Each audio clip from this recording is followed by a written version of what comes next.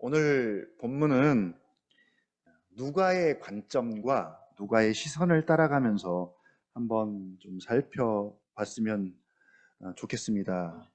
이 누가의 시선과 누가의 관점으로 오늘 본문을 보면 세례 요한이 지난주처럼 짠하고 좀 불쌍하게 느껴질 거예요.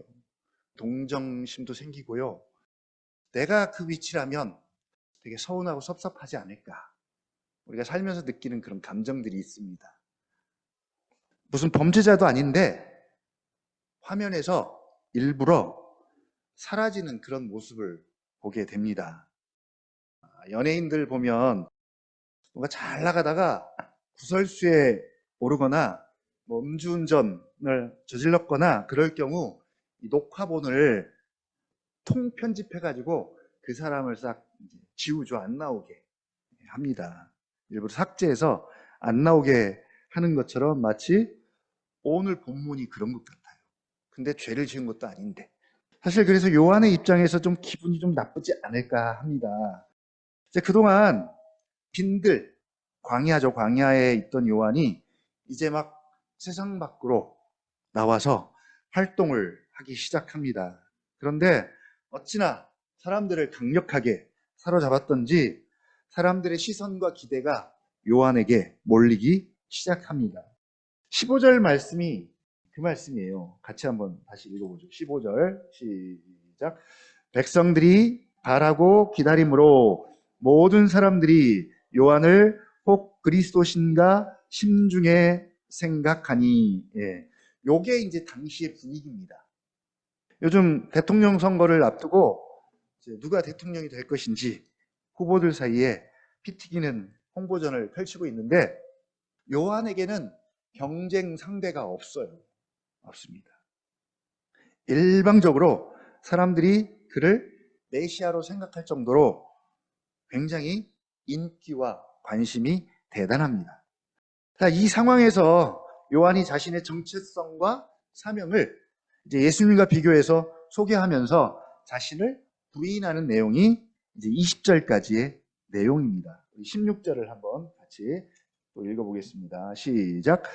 요한이 모든 사람에게 대답하여 이르되 나는 물로 너희에게 세례를 베풀거니와 나보다 능력이 많으신 이가 오시나니 나는 그의 신발끈을 풀기도 감당하지 못하겠노라.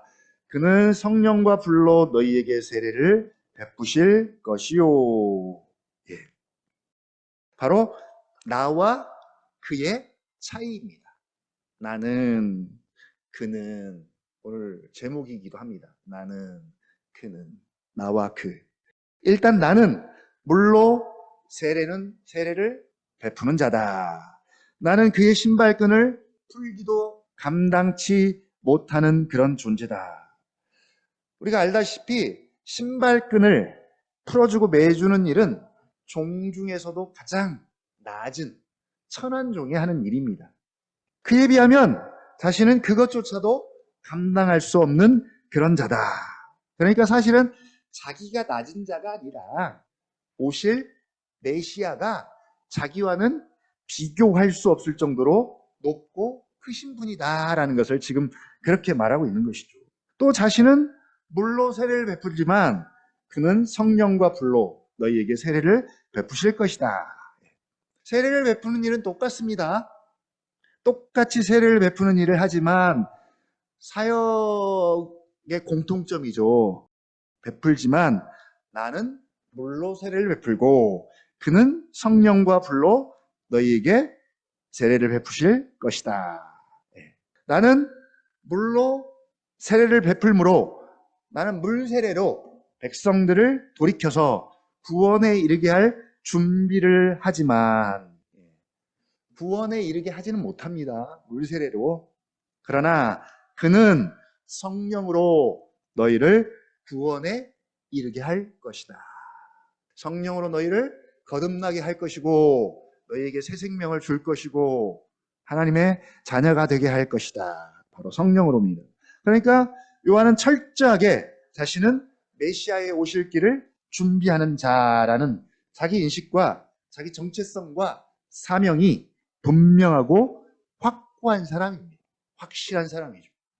그래서 이 자기 정체성과 사명이 분명하고 확고하기 때문에 그래서 거침없이 회개의 세례를 전파하다 결국은 헤롯의 죄를 책망하다가 옥에 갇히고 말죠. 그게 이제 19절의 내용입니다. 20절 한번 볼까요? 20절 시작. 그 위에 한 가지 악을 더하여 요한을 옥에 가두니라. 자, 이 말씀과 이제 그 다음 장면들을 좀 보면요. 근데 이제 그 다음 내용이 무슨 내용이냐면 예수님이 세례받는 장면이에요. 누구에게 세례를 받습니까, 지금? 요한에게 세례를 받아요. 요한에게 물 세례를 받습니다. 성령으로 세례를 베푸는 분이 물 세례를 받아요. 근데 그 세례 받는 장면에 요한이 보이지 않아요. 요한에게 세례를 받는데 요한이 없어요. 앞절에 보면 누가가 의도적으로 20절에서 요한을 옥에 가둬버립니다. 그리고 21절에 세례받는 현장에 세례를 주는데도 불구하고 요한이 등장하지 않아요. 이건 철저하게 누가가 의도적으로 세례 요한을 무대에서 배제시킨 것이죠. 빼버린 겁니다. 반면에 예수님을 구원의 역사의 무대 중앙에 배치하고 있는 것이죠. 누가가 의도적으로 그렇게 한 것입니다. 인간적으로 보면 누가가 좀 너무하다 싶을 정도로 요한을 너무 일찍 무대에서 내려버렸어요. 내립니다. 심지어 요한에게 세례를 받는데 그 현장에 요한이 없는 것처럼 지금 기록을 하고 있는 것이죠. 여러분 어떤가요? 너무 한 것 아닌가요? 내 이야기라면 아마 여러분 화나서 못 참을 거예요. 내 입장이라면, 내 이야기라면. 기분이 괜찮을까요? 아, 나는 그래도 돼. 라고 생각할 수 있을까요? 누가에게 있어서 요한은 옛시대, 구약의 마지막 인물이 되겠죠. 마지막 인물입니다. 반면에 예수님은 새 시대, 신약의 첫 인물입니다. 이런 상징성을 가지고 있기 때문에 누가는 이 둘을 한 공간에, 한 장소에, 한 프레임에 도저히 둘 수가 없는 것이죠. 그래서 아예 20절에서 너무 일찍 요한을 옥에 가둬버리고 이제 예수님을 역사의 무대 중앙에 세우고 있습니다. 그리고 공생애를 시작하기 전에 이 세례를 통해서 다시 한번 예수님이 어떤 분인지를 정확하게, 확실하게 짚고 넘어가야 되는 것이죠. 이미 누가복음 1장 31절, 32절을 통해서 천사가 전해준 이 말이 있죠. 천사가 마리아에게 전해준 말 기억하십니까? 보라, 잉태하여 아이를 낳을 것인데 이름을 예수라 하라. 그가 누구라고요? 그가 큰 자가 되고 지극히 높으신 이의 아들이라 일컬어질 것이다. 그러니까 앞으로 전개될 내용은 다 이 내용이에요. 이 내용. 예수가 큰 자가 되고 지극히 높으신 이의 아들, 하나님의 아들됨이 증명되고 확증되고 보여질 것임을 예고하는 말씀입니다. 그리고 이제 공생애를 시작하면서 예수가 지극히 높으신 하나님의 아들이심이 이 세례를 통해서 만천하에 드러나는데, 자, 누가 증언을 해주세요? 예수님이 하나님의 아들이심을. 누가요? 하나님 아버지께서 직접 증언해 주십니다. 이보다 더 확실한 증언이 있을까요? 물론 예수님께서 이제 뒤에 가면 병도 고치고 기적도 행하시고 이런 것들 통해서 본인 자신이 하나님의 아들이심을 증거하긴 하지만 더 확실한 건 뭐예요? 아버지께서. 은총이가 누군지 잘 모르는데 박형 집사님이 얘는 제 아들이에요. 이보다 더 확실한 증언이 어디 있겠어요? 우리는 누가 증언해 줍니까? 우리가 하나님의 자녀임을. 성령님이 우리 증언해 주시죠. 자, 21절 세례받는 장면을 한번 볼게요. 21절 어떻게 세례를 받습니까? 3장 21절 시작. 백성이 다 세례를 받으실세 예수도 세례를 받으시고 기도하실 때 하늘이 열리며 성령이 비둘기 같은 형체로 그의 위에 강림하시더니 하늘로부터 소리가 나기를 너는 내 사랑하는 아들이라 내가 너를 기뻐하노라 하시니라. 아마 성경에서 가장 영광스러운 장면이 아닐까 합니다. 삼위 하나님께서 함께 이렇게 한꺼번에 등장하는 경우가 없어요. 그런데 지금 여기에 그렇게 등장을 합니다. 자, 하늘이 열리고라는 이 표현을 좀 주목할 필요가 있습니다. 언제 하늘이 열렸습니까? 세례받고 기도하실 때 하늘이 열렸습니다. 자, 우리가 기도할 때 하늘문이 열리고 기도 안 할 때는 하늘문이 닫혀 있을까요? 성도들의 특권 중에 하나가 기도죠. 기도. 두 가지 특권이 있는데 하나는 말씀과 하나는 기도입니다. 하나님의 자녀들에게 주시는 특권이죠. 기도는 성도들에게만, 하나님의 자녀들에게만 주시는 특권입니다. 그리고 다 아는 것처럼 기도는 은혜의 보좌 앞에 나가는 시간입니다. 그 말은 하늘문이 열려 있어야 한다는 것이죠. 닫혀 있으면 아무리 우리가 나가도 나갈 수가 없습니다. 하늘이 닫혀 있다면 기도는 의미가 없습니다. 그래서 기도는 성도들만 할 수 있다는 이유가 바로 이것입니다. 물론 일반 사람들도 기도하죠. 기도합니다. 닫힌 하늘을 열기 위해서 열어서 열심히 하늘을 감동시켜서 그 하늘의 힘을 이용해 가지고 비도 내려달라고 하여튼 열심히 제사도 드리고 굿도 하고 하는 이유입니다. 첫 번째는 하늘이 열려지기를, 두 번째는 열린 하늘을 통해서 비가 내리고 어떤 힘이, 초자연적인 능력이 이 땅에 부어지기를 위해서 안 믿는 사람들도 그렇게 기도를 하고 제사를 드리고요. 성도가 기도할 수 있는 것은 이미 하늘이 열려 있기 때문입니다. 우리 계시록에 보면 4장 1절 이후에 이런 말씀이 있어요. 우리가 이미 살펴봤죠.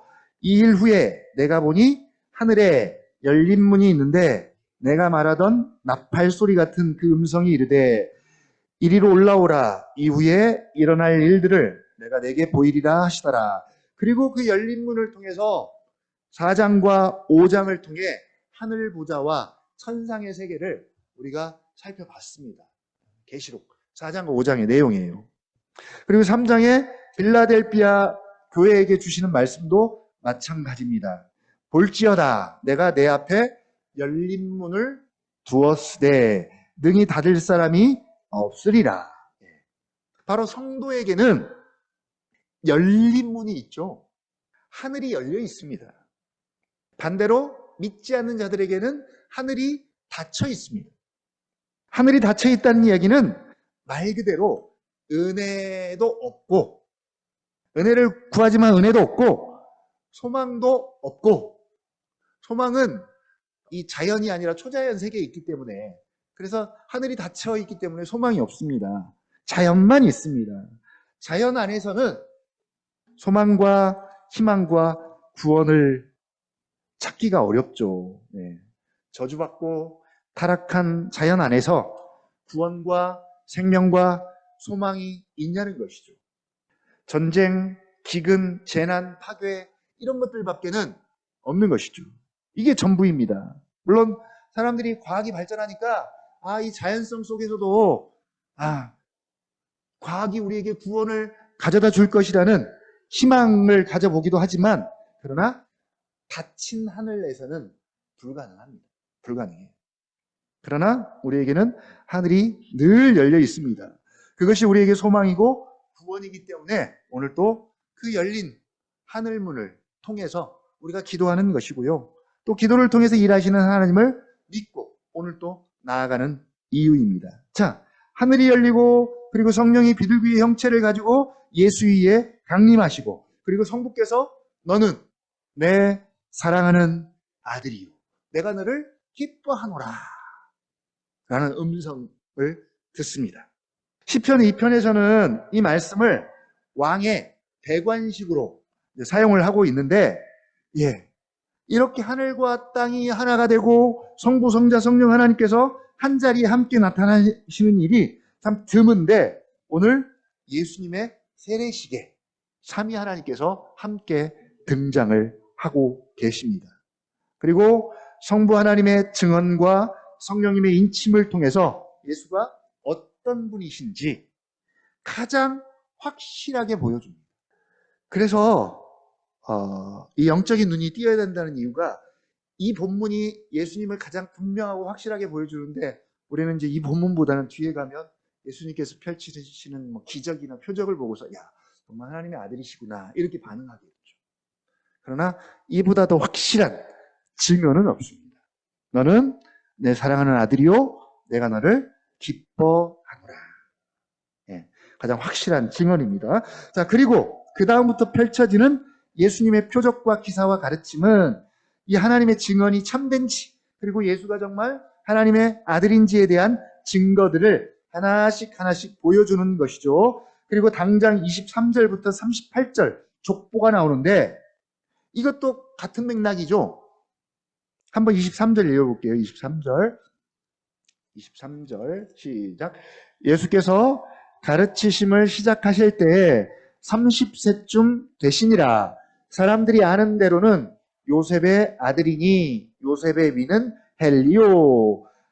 그렇게 해서 이제 31절에 다윗을 거치죠. 그리고 34절에 야곱과 이삭과 아브라함을 거치고 38절 누구를 거칩니까? 아담을 거치고 그 위는 누구다? 하나님이시니라. 예. 족보로만 봐도 다윗의 혈통이요 하나님의 아들이심을 증언해 주고 있습니다. 예. 이게 이제 첫 번째 증언이죠. 자, 다시 세례받는 현장으로 돌아와서 이렇게 그 자리에 함께 있어야 할 요한을 일부러 배제시키면서까지 누가가 강조하고 싶은 것이 도대체 뭐냐는 것이죠. 요한을 빼서라도 강조하고 싶은 것 뭡니까? 여러분? 바로 예수입니다. 예수. 우리의 시선이 인간의 시선이 오직 예수에게로만 향하여야 하는데 벌써 사람들의 시선이 요한에게로 가 있잖아요. 요한에게 둘까봐 빼앗길까봐. 물론 요한 자신은 알아요. 자신이 압니다. 자기 정체성이 확실해요. 그래서 사람들의 시선을 자기에게로 절대로 돌리지 않아요. 요한 스스로는 그래요. 오히려 뭐라 그래요? 예수님 보고 사람들을 향해서 보라 세상 죄를 지고 가는 하나님의 어린 양이다 가르쳐 줍니다. 자기에게 오는 시선을 예수님에게 향하도록 가르쳐 줘요. 그리고 이 말을 듣고 있던 요한의 제자 3명이 이 말 듣고 금방 예수님을 따라가 버려요. 안드레와 야고보와 요한이 그랬어요. 원래 사도 요한의 제자였어요. 세례 요한의 제자였습니다. 근데 그 말 듣고 이제 예수님을 따라서 예수님의 제자가 됩니다. 요한은 비록 그럴지라도 무리들은 백성들은 바라고 기다림으로 그 바람과 기다림이 너무 간절한 나머지 간절하면 간절할수록 혹하는 마음이 있지 않겠어요? 거기다가 보여지기라도 하고 드러나기라도 하면 이건 거부할 수도 없고 쉽게 따라갈 수밖에 없습니다. 아직까지는 세례 요한의 능력과 카리스마와 이런 것들이 예수님보다는 훨씬 더 눈에 잘 띄어요. 눈에 띕니다. 그래서 사람들이 요한을 주목할 수밖에 없습니다. 그러나 누가는 정말 잔인할 정도로 요한을 옥에 가둬버리고 모든 시선과 프레임이 예수에게만 집중하도록 지금 그런 의도를 가지고 의도적으로 이렇게 기록을 하고 있는 것이죠. 자, 그렇다면 우리도 누가의 의도에 부응을 좀 해야 되지 않겠습니까? 누가가 이렇게까지 기록하고 있는데 주일 말씀을 좀 적용해 보려고. 주일. 뭐라고요? 주일 말씀? 제목만 맞추면 돼요. 제목만 맞추면 됩니다. 더 이상 안 바래요? 네? 주여. 제목만. 생각해보라. 생각해보라. 뭘 생각해보라고요? 히브리서는 다른 거 몰라도 돼요. 대제사장이신 예수를 생각해보라. 대제사장이신 예수. 현존하고 있는 대제사장들과는 다른 대제사장이신 예수를 생각해봐라. 이 다름을 설명하기 위해서 멜기세덱을 끌어왔다라고 말씀 기억나시죠? 멜기세덱. 바로 예수님이 멜기세덱의 반차를 따르는 이런 대제사장이다라고 독자들을 향해서 구구절절히 설명을 합니다. 그리고 이걸 우리에게 적용을 하면서 우리에게도 우리의 믿는 도리요 대제사장이신 예수님이 계시다. 이 대제사장이신 예수를 통하여서 긍휼하심을 받고 때를 따라 돕는 은혜를 얻기 위하여 은혜의 보좌 앞에 담대히 나아갈 수 있다. 더 나아가서는 우리는 왕 같은 제사장이다 라는 말씀을 하면서 계속 예수님을 강조를 합니다. 근데 이 왕 같은 제사장이라는 사실이 우리의 정체성이 우리의 마음을 별로 불타오르게 하지 못하는 거죠. 원래는 이론적으로는 이 사실 하나만으로도, 이 정체성만으로도 충분히 우리가 심적으로, 내면적으로, 영적으로 부유하고 든든하고 넉넉하고 평안하고 심지어 행복하기까지 하고 그래야 하는데, 그래야 합니다라고 계속 강조는 하는데 현실은 그렇지 못하는 것이죠. 현실은. 예수 마찬가지입니다. 마찬가지. 예수님을 믿고 안지 몇 년 되셨습니까? 그 예수님이 내 마음속에 계신지 이미 벌써 오래되었지만 이 사실이 나에게 어떤 의미를 주냐는 것이죠. 하다못해 내 자존감을 세워주고 높여주냐는 것이죠. 예수님이 내 안에 계시니 나를 세상의 비웃음과 조롱과 분냄과 화냄과 어떤 것들로부터 자유함을 주고 그것들로부터 전혀 흔들리지 않는 어떤 힘과 그런 또 신념을 주냐는 것이죠. 얼마 전에 지나가다가 요즘에 그런 글이 있더라고요. 탤런트나 예능인들을 소개하는 칼럼이 있습니다. 내용은 복잡하지 않아요. 그냥 그들이 살아가는 삶의 방식이나 태도나 자세나 이런 것에 대한 소개예요. 굉장히 일상적인 것들. 그날 제가 되게 막 깊이는 안 읽었는데 주인공이 홍진경이었어요. 누군지 아시죠? 홍진경. 아마 모르는 분은 이분은 정말 TV와는 담쌓고 사시는 분이다 라고 생각할 수 있을 것 같아요. 예. 그의 살아가는 삶의 자세와 태도에 대한 이야기였는데 내용은 그거예요. 자기는 사람들의 시선과 비웃음과 조롱과 이런 것들에 대해서 전혀 이제 개의치 않는데요. 개의치 않는다라고 합니다. 흔들리지 않는데요. 대신 자신이 중요하게 여기는 것이 있다는 것이죠. 자기가 일상을 같이 하는 것들에 대해서는 그것이 주방기구든, 주방에서 일상으로 쓰는 것들이 있잖아요. 행주든, 아니면 자기 그릇이든, 또 그것이 입는 것이든, 그것들에 대해서는 되게 진지하게 다룬대요. 늘 자기와 함께 하기 때문에. 대신 사람들에게 보여주기 위해서 막 되게 좋은 것으로 하고 그렇지는 않은데요. 그래서 막 더 비싼 옷 입고 사람들의 시선과 기준을 만족시키기 위해서 그렇게 절대로 노력하지 않는데요. 그러나 자기가 자신을 소중하게 대하기 위하여 늘 일상적인 것들에 대해서는 굉장히 진지하게 다룬대요. 그래서 그것으로부터 자신의 내면을 지키고 단단하게 하기 때문에 주변의 소리들에 대해서 시선과 기대에 대해서는 그렇게 민감하지 않는다라는 그런 글이었어요. 근데 요즘 그 내용들이 다 그런 내용이에요. 그것이 운동이든 그것이 요리든 그것이 시간을 사용하는 방식이든 나름 자신들의 삶의 자세와 철학들 그런 내용들입니다. 필요합니다. 필요하죠. 그러나 우리에게는 누가 계시다고요? 예수님이 계시고 우리는 그 예수님과 함께 예수님을 통해서 충분히 우리의 내면이 그리고 우리의 마음이 건강해질 수도 있고, 예수님께서 건강의 주인이니까, 그냥 보통 건강이 아니라 전인 건강의 주인이시니까, 그리고 평안해질 수도 있고, 예수님이 평강의 왕이시니까. 그 다음에 요즘 세상 사람들이 말하는 자존감. 네, 자존감. 자존감이라면 얼마든지 세상이 줄 수 없는 높은 자존감도 예수님이 줄 수 있죠.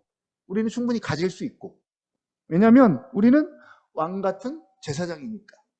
왕보다 더 자존감이 높은 사람이 어디 있겠어요? 왕보다. 하나님 나라요. 그의 소유된 백성이고 하나님의 자녀입니다. 이보다 더 자존감을 높일 수 있는 방법이 있을까요? 심지어 하나님의 아들, 자녀가 갖는 정체성으로부터 오는 자존감보다 더 높은 자존감을 세상이 우리에게 줄 수 없습니다. 줄 수 없습니다. 어디 있겠습니까? 네.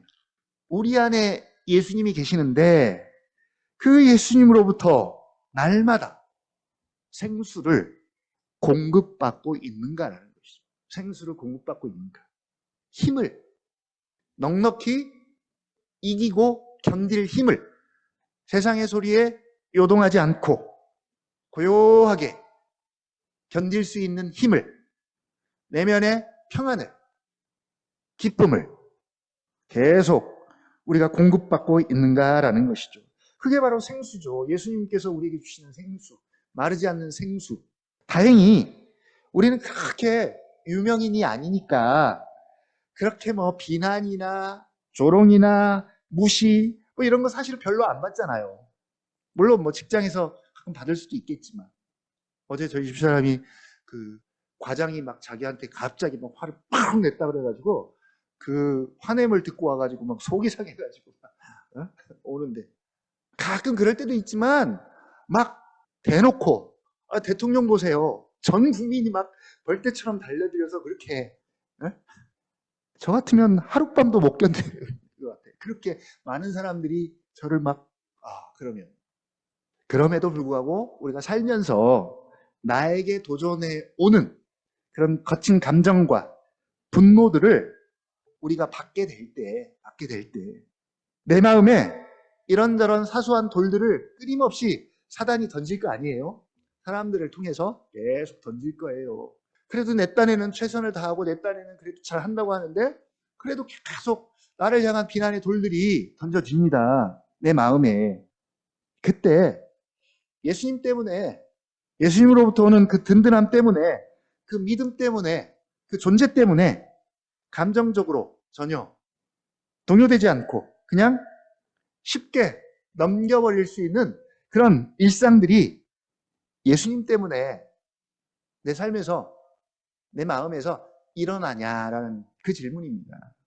그렇다고 우리가 예수님이 우리 안에 있기 때문에 막 모든 일이 일사천리로 잘 되고 하는 일이 전혀 꼬이지 않고, 그런 이야기는 아니에요. 그런 이야기 아닙니다. 중요한 것은 예수님이 내 안에 계시고 내가 예수님과 더불어 산다는 것이 실제적으로 내 삶에서 어떻게 드러나고 나타나냐라는 것입니다. 뭐 위로의 형태로 나타날 수도 있고요. 그렇죠? 예수님 우리 위로자시니까 위로의 형태로 나타날 수도 있고, 또 강함의 형태로 나타날 수 있고, 우리 강해져야 하잖아요. 또 평안의 형태로, 혹은 병이라면 고침의 형태로, 자유함의 형태로, 혹은 생명의 충만함의 형태로 나타나는가라는 것입니다. 더 많습니다. 우리 주일날 장로님이 그 누가복음을 요약해서 기도를 해주셨잖아요. 그 기도 한 편이 누가복음 요약본이었어요. 아주 진짜 딱 핵심만 딱 골라가지고 어찌 그렇게, 그래서 밴드에다 좀 실었으면 좋겠다라고 할 정도로 누가복음을 간결하게 예수님에게 포커스를 맞춰서 요약을 해 주셨습니다. 기도를 통해서.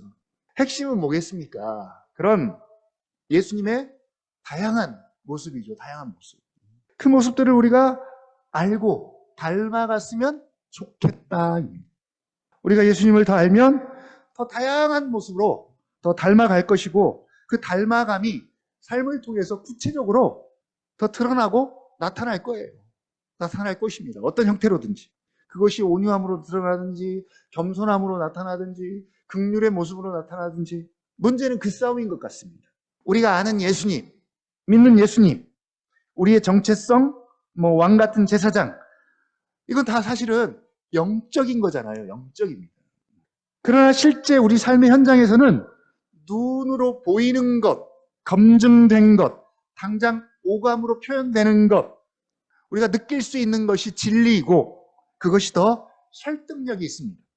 그래서 왕 같은 제사장이니 혹은 예수님은 현장에서 우선순위에 밀리게 돼 있습니다. 당장 떨어진 내 기분과 기분 상함과 내 자존감과 상처를 업시켜주고 기분을 전환시켜주기에는 뭐가 더 빠르겠어요, 여러분? 뭐가 더 빠릅니까? 달달한 건 먹고 쉬고 이런 것들이 훨씬 더 설득력이 있는 것이죠. 주일날 청년들하고 이제 삶을 나누는데 직장의 어려움들을 이렇게 얘기를 하더라고요. 그래서 예수님의 고난을 잠깐 길게도 아니고 딱 한 줄 이야기하고 더불어 그리스찬의 그 삶의 자세 가운데 바울이 우리에게 주신 게 뭐냐면 죽게 하듯 하라. 죽게 하듯 하라. 죽게 하듯 하라. 이 말씀을 툭 던졌더니 대번에 그러더라고요. 그거는 현실적으로 위로가 안 되는데요. 우리는 하나님의 말씀을 믿는다고 하지만 막상 하나님의 말씀을 현실적이라고 믿지는 않는 분위기 속에 우리가 신앙생활을 하는 것 같아요. 성도에게는 하나님의 말씀이 가장 현실적이어야 하는데 그러나 삶의 현장에서는 눈에 보이는 것들이 훨씬 더 현실적이고 눈에 보이지 않는 것들은 영적인 것들이죠. 다 뒷전으로 순위가 자꾸 밀려나게 됩니다. 그 뒷전으로 밀려난 것 중에 하나가 뭐예요? 예수님이잖아요. 예수님. 그래서 현실에서는 예수님이 설 자리가 없는 것이죠. 예수를 믿지만 예수님이 내 마음에, 내 정서에, 내 감정과 의지에 설 자리가 없습니다. 행복의 자리에 예수님이 없어요. 현실적이지 않으니까. 그러나 우리는 예수님 때문에 예수님만 계셔도 예수님이 계시기 때문에 행복한 사람들이죠. 행복한 사람들이어야 합니다. 이게 늘 우리의 고백이고 실제로도 그렇게 살아야 하는 것이 우리의 과제라면 과제죠. 자, 결론입니다.